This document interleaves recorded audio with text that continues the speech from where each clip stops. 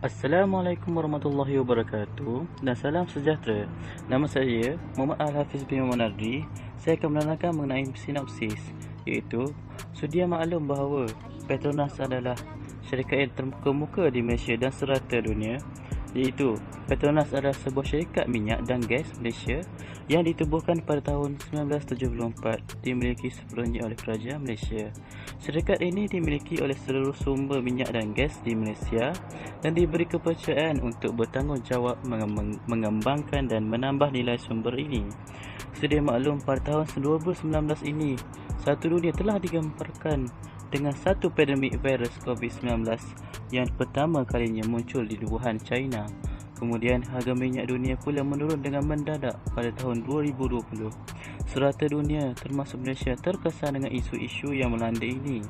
Kerajaan Malaysia telah mengambil langkah untuk melaksanakan pelaksanaan Perintah Kawalan Pergerakan PKP untuk mengurangkan penyebaran virus COVID-19. Namun begitu, pelaksanaan ini sedikit sebanyak menjejaskan perniagaan dari pelbagai sektor, baik besar maupun sederhana kecil. Kumpulan kami telah memilih Petroleum Nasional Berhad Petronas untuk mengkaji bagaimana syarikat tersebut menghadapi situasi begini. Nama saya Farhana binti Muhammad Azlan. Jadi saya akan bagi penerangan mengenai isu kewangan yang kami dapat dalam syarikat Petronas.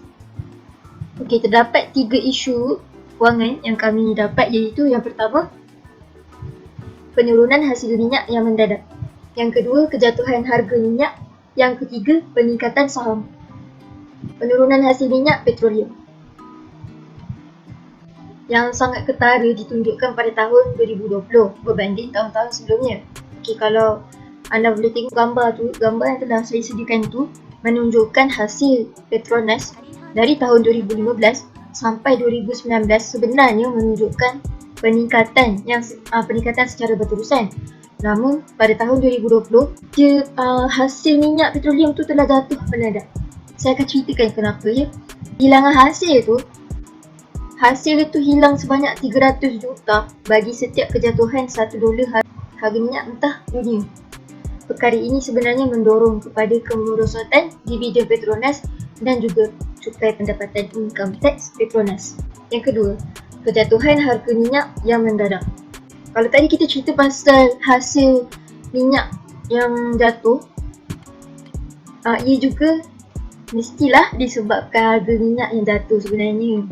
Okey, sebab pada tahun 2020 kita semua telah maklum bahawa berlakunya penularan COVID-19 yang menyebabkan beberapa negara di dunia digesa melakukan Perintah Kawalan Pergerakan untuk mengelakkan penularan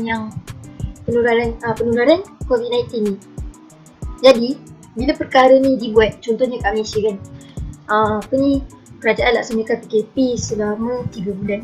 Perkara ini sebenarnya telah menyebabkan institusi penerbangan juga terbantut disebabkan larangan keluar dan masuk negara, dan kereta-kereta juga kenderaan dekat jalan pun tak banyak. Jalan pun lengang kalau kita lihat.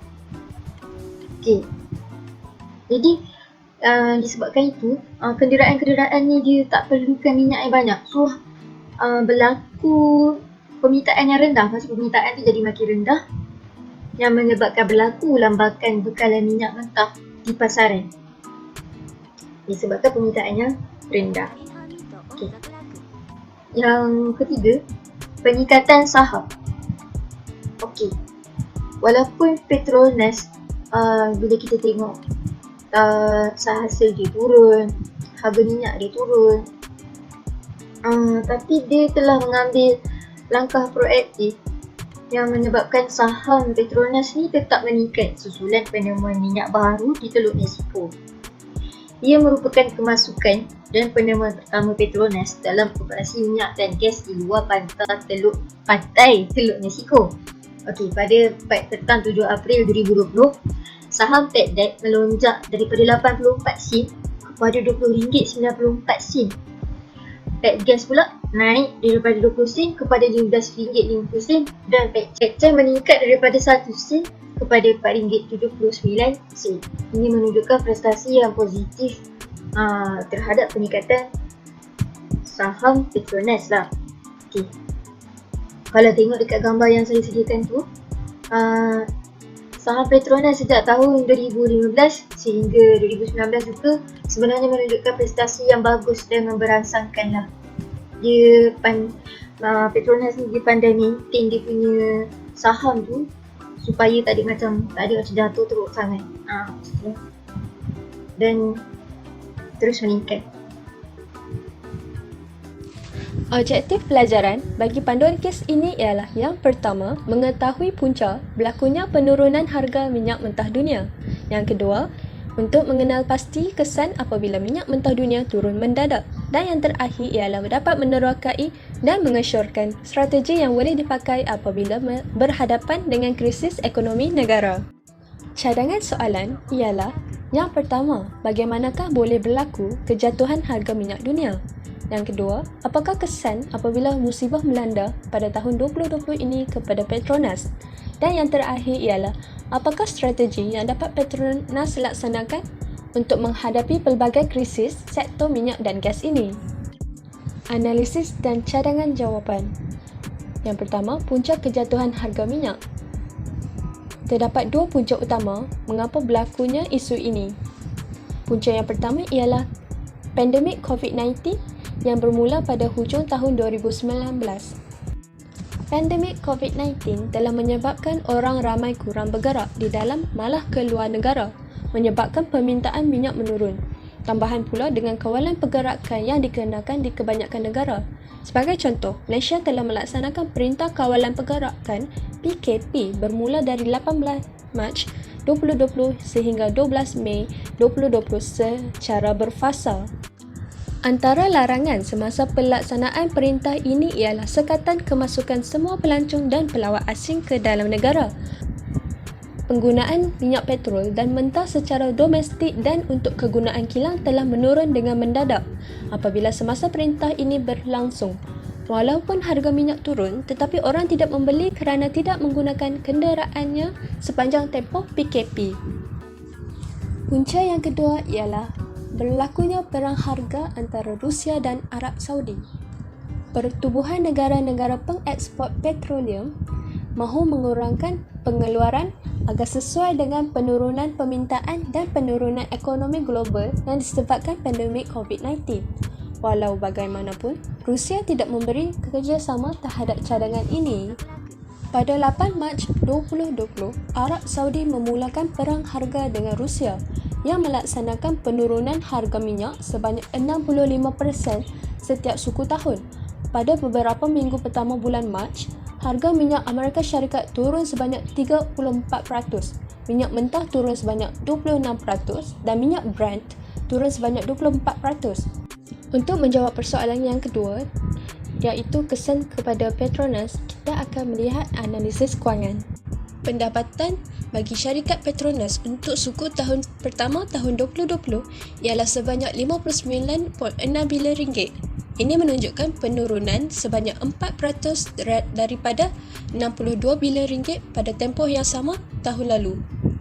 Untuk keuntungan selepas cukai PAT untuk suku tersebut berjumlah RM4.5 bilion, 68% lebih rendah daripada RM14.2 bilion yang dicatatkan pada suku yang sama pada tahun sebelumnya. Pendapatan sebelum faedah, cukai susut nilai dan pelunasan EBITDA turun sebanyak 27% kepada RM20.3 bilion daripada RM27.8 bilion pada suku yang sama tahun lalu.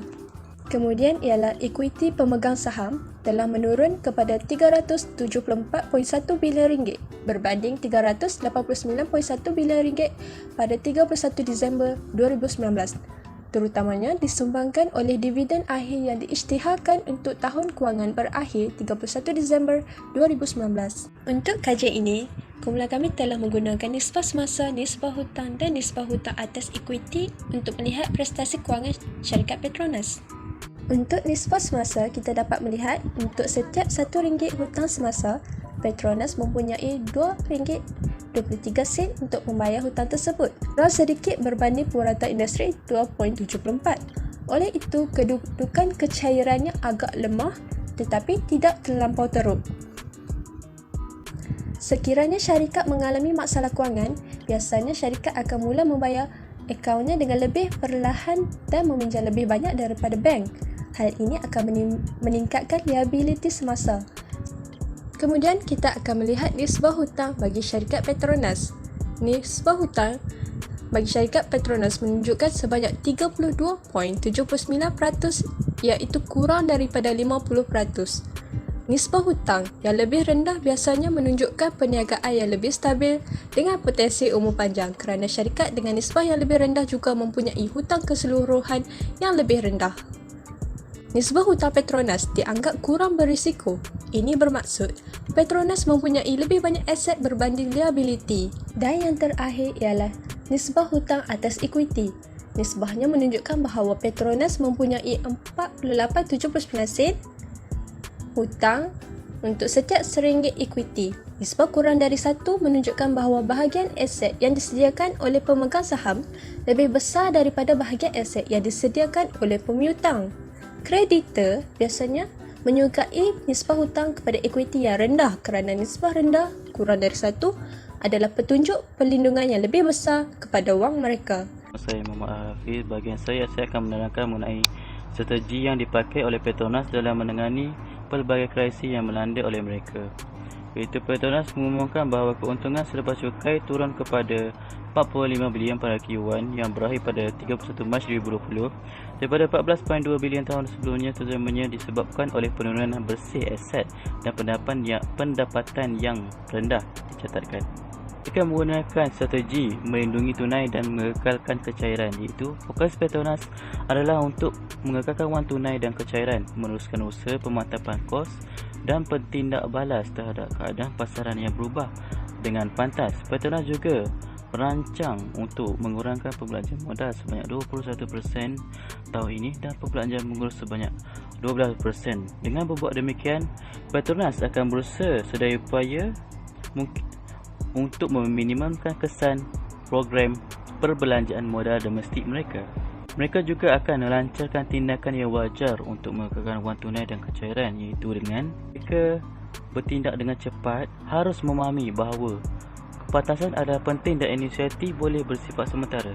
Contohnya termasuk pembekuan pengambilan pekerja, tinjauan perbelanjaan luaran seperti pemasaran dan proses untuk eksekutif tertinggi untuk mempersetujui perbelanjaan. Untuk strategi seterusnya, Petronas juga menurunkan perbelanjaan modal, iaitu Operational Expenditure OPEX, dan perbelanjaan modal Capital Expenditure atau CAPEX. Petronas telah membimbing CAPEX tahun semasa menjadi sedikit di bawah 50 bilion ringgit berbanding dengan perbelanjaan CAPEX 2019 sebanyak 48 bilion ringgit. Dengan Petronas mengumumkan pemotongan kedua-dua CAPEX dan OPEX dalam usahanya untuk pemampatan kos dan pemeliharaan tunai, kami menjangkakan kesannya akan turun ke semua rantai nilai di seluruh sektor, terutamanya pada pusat di tempatan. Seterusnya, keseluruhan aktiviti luar posisi yang diturunkan juga dapat diterjemahkan kepada pemetaan OSV, iaitu kapal sokongan luar posisi yang lebih perlahan, yang mempengaruhi syarikat besar seperti Perdana Petroleum Berhad, Icon Offshore Berhad dan Alam Maritim Resources Berhad. Petronas mencapai pengurangan perbelanjaan operasi OPEX sebanyak 75% untuk operasi lapangan matang di lapangan Tembugor, luar pesisir Sabah melalui pemantauan jarak jauh, pemeliharaan minimum dan pemeliharaan berdasarkan keadaan. Usaha strategi yang terakhir, Petronas juga cuba untuk tidak kehilangan rancangan jangka panjang mereka, iaitu Petronas tetap fokus dalam memperkuat daya tahannya untuk menghadapi kitaran menurun sambil tidak melupakan rancangan jangka panjangnya untuk memastikan kelestarian Petronas di masa hadapan. Petronas menjaga prospek yang sangat mencabar untuk laki 2020 ini dengan aktiviti ekonomi yang hanya pulih secara beransur-ansur kepada separuh kedua tahun ini. Cara Petronas untuk mengekalkan rancangannya adalah melalui pengurangan pembelanjaan adalah salah satu cara untuk memastikan keperluan jangka panjang terjamin. Seterusnya, dengan penjelasan seperti menggunakan OPEC dan CAPEC seperti yang diterangkan di atas, adalah salah satu strategi yang Petronas untuk mengekalkan syarikat selamat untuk berada di masa jangka panjang. Kerana dalam jangka sepanjang, Petronas tetap komited pada strategi pertumbuhan serampan tiga mata mereka untuk memaksimalkan penjayaan tunai dan mengembangkan perniagaan teras dan melangkah ke bukti masa depan modernisasi dan memastikan kesejahteraan dan jangka panjang Petronas. Sekian, terima kasih daripada kumpulan kami.